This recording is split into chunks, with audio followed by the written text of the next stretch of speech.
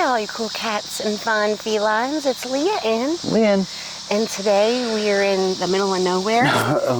We're at Coxville Church and Cemetery in Gadsville, Tennessee. So follow us. And Lynn, what are we going to do? Get into the groove.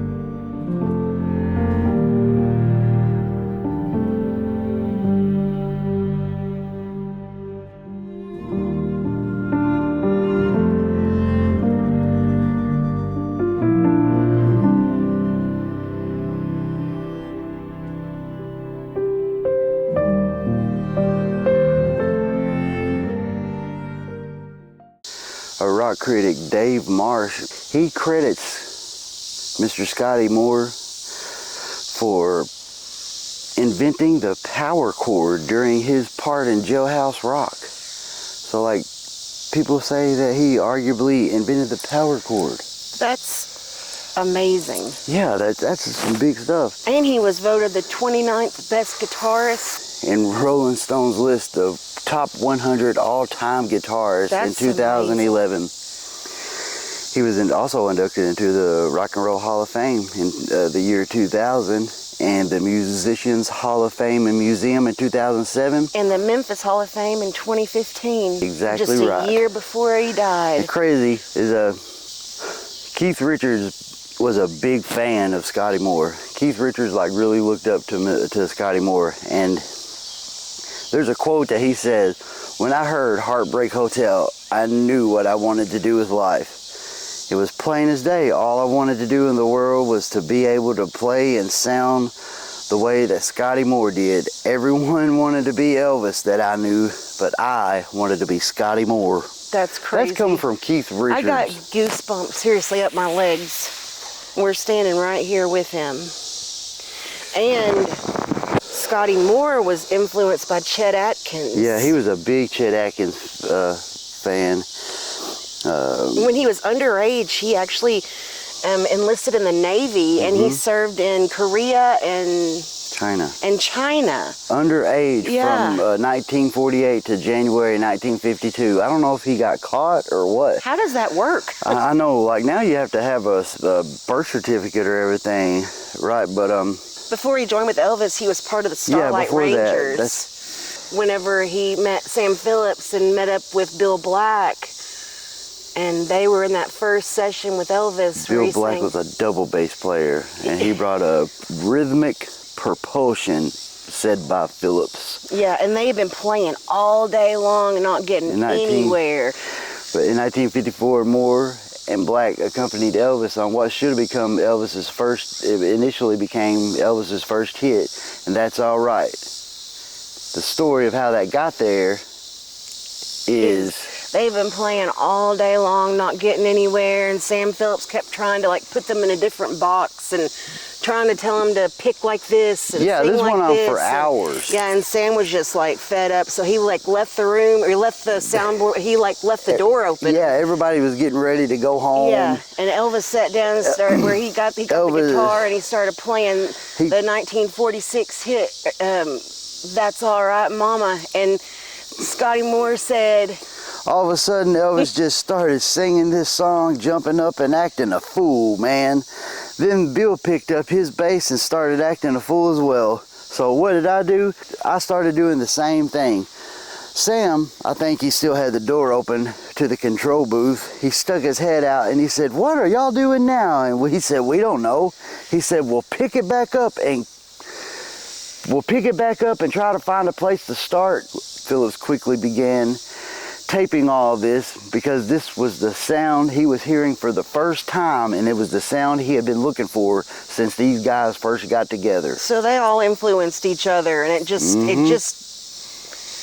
got goosebumps again. I know. That time they went in and they put out a They put out a record this time. It was just a single. That's All Right Mama I was on A side, A, and Blue Moon in Kentucky. Blue side B. Scotty was the first one that, like Elvis, when they played, all the girls were going crazy, and Elvis was like, what are they, what are they hollering at? What are they screaming at? And Scotty was like, it's the way you move your leg. You move that left leg. Yeah, you jiggle that leg. It's making those girls go wild. So in 1954, the Louisiana Hayride performance, what it became known as in October 1954, was Elvis Presley, Bill Black, and Scotty Moore.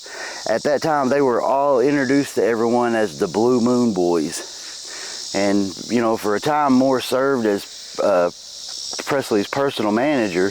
Well, after the Louisiana Hayride, which is accompanied by a Lansky Brothers jacket, which is absolutely immaculate, and I can't wait to own it. I've been drooling over it for about a year and a half.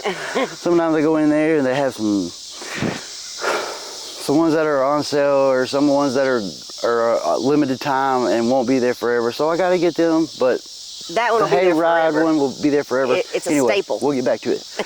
So after that, the Louisiana Hayride, it started around June of 1954. The Blue Moon Boys, they started touring and recorded throughout the American South.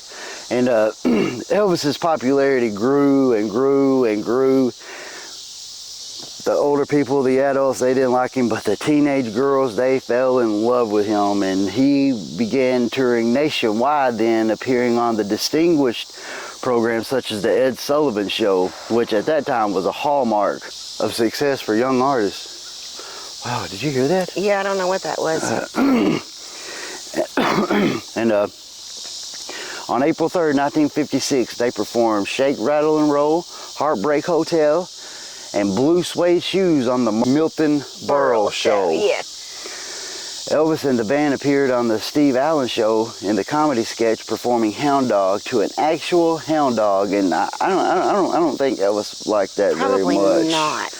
Can you imagine? That kind of killed his poor dignity. Yeah, Presley was prohibited from doing any of those hip gyrations and any of those movements of that leg that got those women screaming. They didn't want none of that. They didn't want any part of that. So Scotty Moore went on to play on many of Elvis's most famous recordings, including That's All Right, Good Rockin' Tonight, Milk Cow Blues Boogie, Baby Let's Play House, and then Heartbreak Hotel, Mystery Train, Blue Suede Shoes, Hound Dog, Too Much, Jailhouse Rock, and Hard-Headed Woman. Even back then, this was in 1956, and people were calling Scotty Moore's solo on Hound Dog ancient psychedelia. That's crazy. Back in the 50s, that's like cutting edge. That's.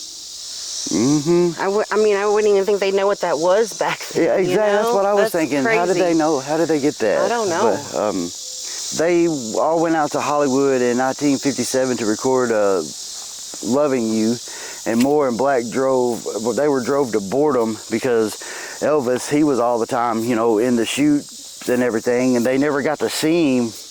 And even though they stayed a couple floors away from him, they never really got to see him, and they kind of they got resentful and a little bit hurtful about that separation because they kind of came up with Elvis, and then they felt like they were getting kind of pushed out. Yeah, probably had a lot to do with Colonel Tom Parker because they were having to pay like the band, a cut. And if he went solo, then they could just more money. Yeah, I don't think Elvis had anything to do with it. He was probably just trying to listen. I mean, he didn't. He was a good Southern boy, and he was probably trying to listen to his manager. And he was new to all this. He didn't know what to do, but he didn't want to hurt his friends. No, absolutely not. And they didn't even go play with him on the soundtrack "Love Me Tender" because 20th Century Fox had refused to allow him to use his band with the excuse that they could not pay an entire country.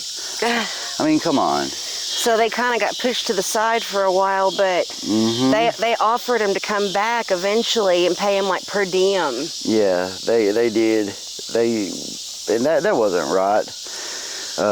They were, and then so when all that was happening, Scotty Moore and Bill Black, they went on to do their own thing, and they were doing little shows. They were making like, you know, $200 a week, $100 a week here and there, which is, you know, not much. About $1,000 in today's pay. Yeah, and Moore and his wife were forced to move in with her 3 sisters and brother-in-law, and in an interview they got to do an interview with Memphis Press that December, and they spoke about their lack of performance and the contact with Elvis Presley himself. But he did come back and perform with Elvis on the comeback special, and unfortunately that was like the last time he saw Elvis. Yeah, that's what's so terrible, is like they formed this big comeback special together, and Scotty Moore was a lot behind it, and Elvis even played his guitar on there. He even that Gibson guitar that Scotty Moore got, and he was so proud of. He even let Elvis play that guitar there on stage, and sadly, you know, that was the last time that Scotty Moore ever saw Elvis in person. Yeah. In person, yeah, that's he terrible. Eventually got like arthritis and had to stop playing guitar years down the road, like 2 years before he died. I mean, that would, if you were as a prolific guitarist like he was, I mean, that alone would kind of make you want to give up, I guess. I mean, he lived to be 84. Yeah, around that time, though, back in Memphis, a journalist picked up on some of the news and interviewed the duo, and Elvis responded to the article that he put out with a statement wishing them all good luck, saying he wished things could have worked out had they only came to him first instead of bringing it to the press. It's crazy Scotty's out here in the middle of nowhere, but I mean, all his family's here. You know, Elvis probably felt a little bit of loyalty to them, so he wouldn't do it. You know, and there's with nothing them. like that, those first hits with the 3 of them together. I mean, that sound shook the whole world. Yep. Keith Richards looking up to Scotty Moore. That says a lot. Exactly. That's really all you had to say. I wonder if he's been here. Leah and I talked about it whenever we were coming here, because we know how big of a fan Keith Richards is to Scotty Moore. I wonder what would happen if we walked out here and there was like a limo out there and Keith Richards was just here paying his respects. Oh, that would have been cool. It would have been awesome. Hey, I mean, this is cool in itself. Yeah, it is. But that would have made for a pretty epic vlog. Yeah. Wouldn't it? And rest in peace, Scotty Moore. Yeah, and thank you for all the contributions you had to the music industry, and very much respected in life and in death. And still are, exactly. You still are. We came all the way out here in the middle of nowhere to see you. Yes, sir. So, Scotty Moore, rest in peace. You deserve this, Scotty. Your honorary. There you go. That's your honorary TCB, because you most definitely deserved one of these chains. That's right. Good job, Lynn. Good job, Leah. Heads up. Yeah, in the O's. In the O's. There we go. Scotty Moore. He's still watching. Rest in peace. Rest in peace. You are a very influential person. I would have loved to have met you in person. Absolutely. We're here now. I like these black roses. Yeah. Rest in peace. In this beautiful little cemetery. Had a plan though, didn't I? Yeah. And it's nice they have this plaque here. It is. I like this. Winfield Scotty Moore.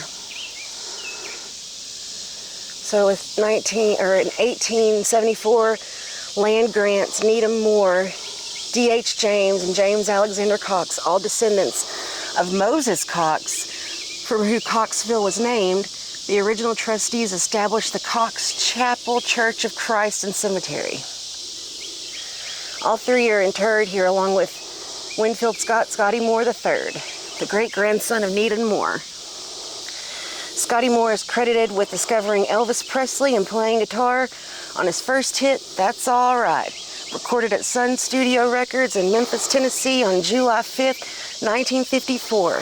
His lead guitar backup to Elvis over the years led to his induction in both the Musicians and Rock and Roll Hall of Fame. That's amazing. Well, it is. All right, so thanks for following us on this little adventure of the Coxville Church and Cemetery. Thanks for helping us pay our respects To Scotty Moore, Winfield Scotty Moore III. So, Lynn, what do you think our viewers should do? If you like this video, hit the like button. Don't forget to subscribe to Atomic Hive. We put out these videos every weekend, and if you hit the notification bell, you'll be notified of those videos. That's right. And so, until then, Stay respectable. stay groovy.